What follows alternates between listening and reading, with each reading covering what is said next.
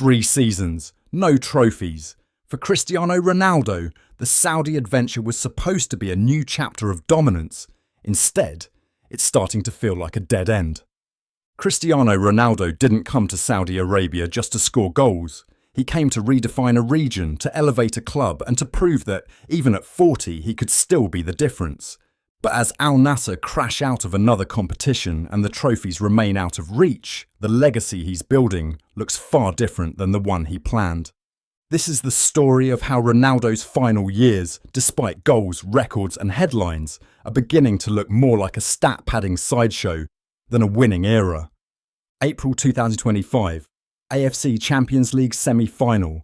Al-Nassr fall 3-2 to Kawasaki Frontale. Ronaldo, devastated, stands in the centre circle, talking to himself, gesturing, frustrated.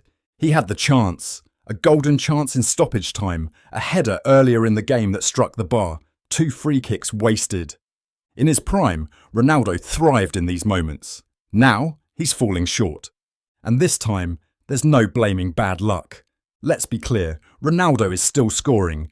23 goals in 27 league games this season. He's top of the Saudi Pro League Golden Boot race. But what has it really amounted to? Since joining Al-Nassr in January 2023, the club has failed to win a single major trophy. They finished behind Al-Ittihad, then Al-Hilal, and this season, they're clinging to 3rd place. Al-Nassr haven't gotten better with Ronaldo. Some even argue they've gotten worse. For a 5-time Ballon d'Or winner, this isn't just a drought, it's a stain. The whole point of this Middle Eastern move was to elevate Al-Nassr and leave a lasting impact on Saudi football. Sure, he raised the league's profile, brought the cameras, brought the headlines, but trophies, glory, legacy, still missing.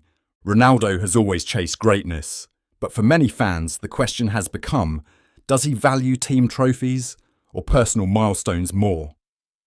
When Benzema was asked about the Golden Boot race, he shrugged.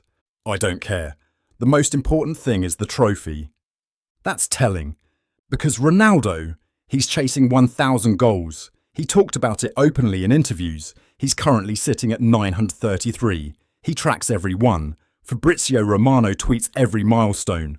But how often do we hear him talk about Al-Nassr's ambitions? It's become the narrative every time Al-Nassr play. Will Ronaldo get another goal?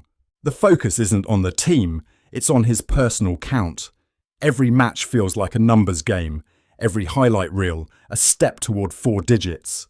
And whether intentional or not, that shift in focus has created a sideshow, one that pulls attention away from the rest of the squad.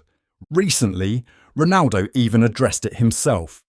After a derby brace against Al-Hilal, he told fans, "Let's enjoy the moment. I'm not chasing 1,000 goals. If it happens, great. If not, that's okay." But this wasn't humility, it was self-doubt. At 40, Ronaldo's physical sharpness is declining.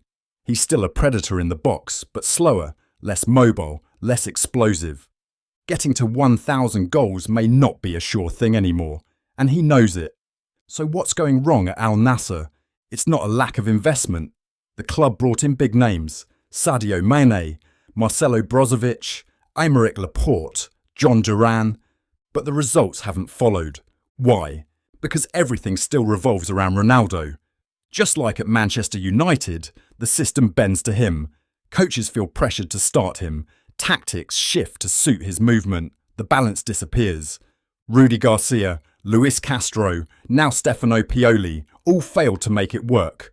While Ronaldo struggles, his peers thrive. Benzema, Fabinho, Kante, Milinkovic-Savic, Mitrovic, Malcolm, they've all won silverware since moving to Saudi. They've integrated into strong, balanced sides. Al-Nassr, meanwhile, haven't evolved, because one man continues to dominate the spotlight and the structure. Even Ivan Toney, who's only been in the league a short while, could lift the AFC Champions League trophy before Ronaldo ever does. That says it all. And that Champions League exit? A disaster. The new format was designed to favour Saudi teams. Knockout games hosted in Jeddah, no more East versus West regional final setup. 3 Pro League clubs made the semis. Everything pointed toward a Saudi team winning it. But not Al-Nassr. They crashed out again. Ronaldo's chance to be the hero missed again. Now Al-Nassr aren't even guaranteed to qualify for next season's AFC Champions League. They're third in the league. A loss to Al-Ittihad could let Al-Ahly leapfrog them. If that happens, Ronaldo won't even be in the competition he's been chasing a title in for 3 years. That would be the final blow. It's hard to watch. Once, Ronaldo lifted entire teams with his willpower, his presence, his brilliance. Now, he seems isolated, obsessed with milestones, prone to sulking, less of a leader, more of a burden. In the past, trophies masked his flaws. Now, with nothing to show, the cracks are visible.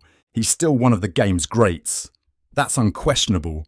But this chapter, it's not worthy of the legend. Looking back, maybe he should have retired after the 2022 World Cup. That would have been fitting, emotional, dignified. Instead, he's chasing ghosts. He's still producing goals. But is anyone inspired? Are teammates better? Are trophies closer?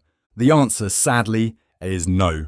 Cristiano Ronaldo will always be remembered as one of football's greatest. The records, the medals, the magic.